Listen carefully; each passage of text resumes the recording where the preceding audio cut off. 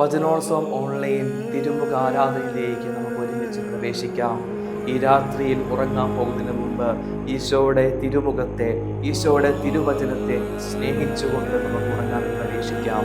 വിശുദ്ധ പൗലോസ്ലീഹ റോമാക്കാർക്ക് എഴുതിയ ലേഖനം 6-ാമത്തെ അധ്യായത്തിൽ 12-ാമത്തെ വാക്യം ഇപ്രകാരം നമ്മൾ വായിക്കും: ജഡമോഹങ്ങൾ നിങ്ങളെ കീഴ്പ്പെടാതിരിക്കാൻ തക്കവിധം പാപം നിങ്ങളുടെ മർത്യ ശരീരത്തിൽ മരണം നടത്താതിരിക്കട്ടെ.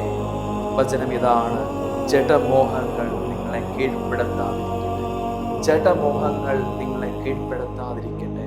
സ്വയം പറഞ്ഞവരെ, പൗലോസ്ലീഹ നമ്മുടെ ആധ്യാത്മിക ജീവിതത്തെ വളർത്തുവാൻ വേണ്ടിയുള്ള ഒരു കാര്യം പരിശുദ്ധാത്മാവിലൂടെ നമ്മളെ പഠിപ്പിക്കുകയാണ്.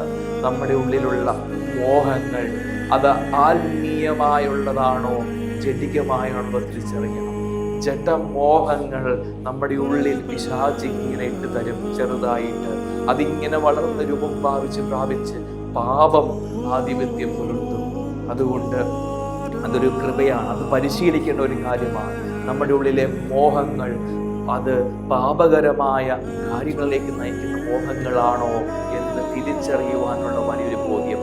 എന്നിട്ട് അത് നിർത്തി ആത്മീയമായി വിശുദ്ധിയിലേക്ക് വളരുന്ന കാര്യങ്ങൾ ചെയ്യുവാനും ചിന്തിക്കുവാനുമുള്ള പരിശീലനം ഈശോയോട് നമുക്ക് പ്രാർത്ഥിക്കാം.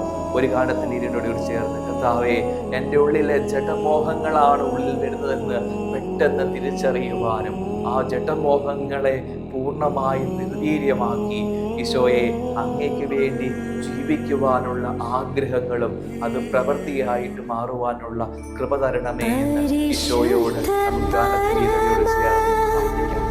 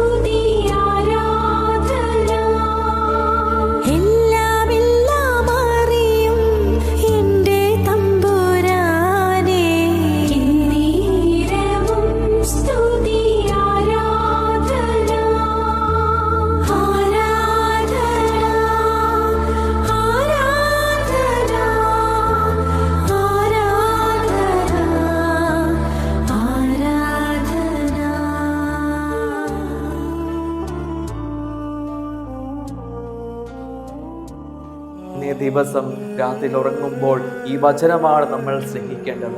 ഈ വചനം സ്നേഹിക്കണം.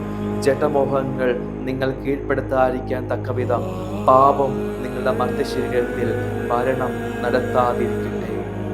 നമ്മുടെ ജീവിതത്തിൽ ഒരു ഭരണമുണ്ട്, ഒരു രാജ്യമുണ്ട്. ആ രാജ്യം ആരുടേതാണെന്നുള്ള തിരിച്ചറിവുണ്ടാവണം. ഭരണം ഈശോ നടത്തുന്നതാണ്. ഈശോയാണോ നമ്മുടെ ഉള്ളിൽ നമ്മുടെ കാര്യങ്ങൾ നിയന്ത്രിക്കാനാണ്?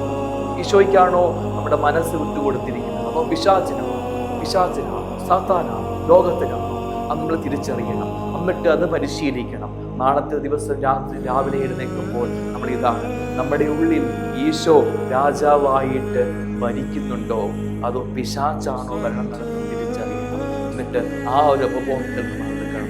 ഈശോയ്ക്ക് നമ്മുടെ വാക്കുകളെ, പ്രവൃത്തികളെ, സ്വപ്നങ്ങളെ, മോഹങ്ങളെ, നമ്മുടെ കാഴ്ചപ്പാടുകളെ എല്ലാം, വാക്കുകളെ എല്ലാം അത് നിയന്ത്രിക്കുവാനായിട്ട് വിട്ടുകൊടുത്ത് ഈശോയുടെ ഭരണത്തിൻ്റെ കീഴിൽ നാളത്തെ ദിവസം നമുക്ക് വിട്ടുകൊടുക്കാം. ആ ഒരു കൃപയ്ക്ക് വേണ്ടി ഈശോയോട് പ്രാർത്ഥിച്ചുകൊണ്ട് ഈശോയുടെ ആശീർവാദം നമുക്ക്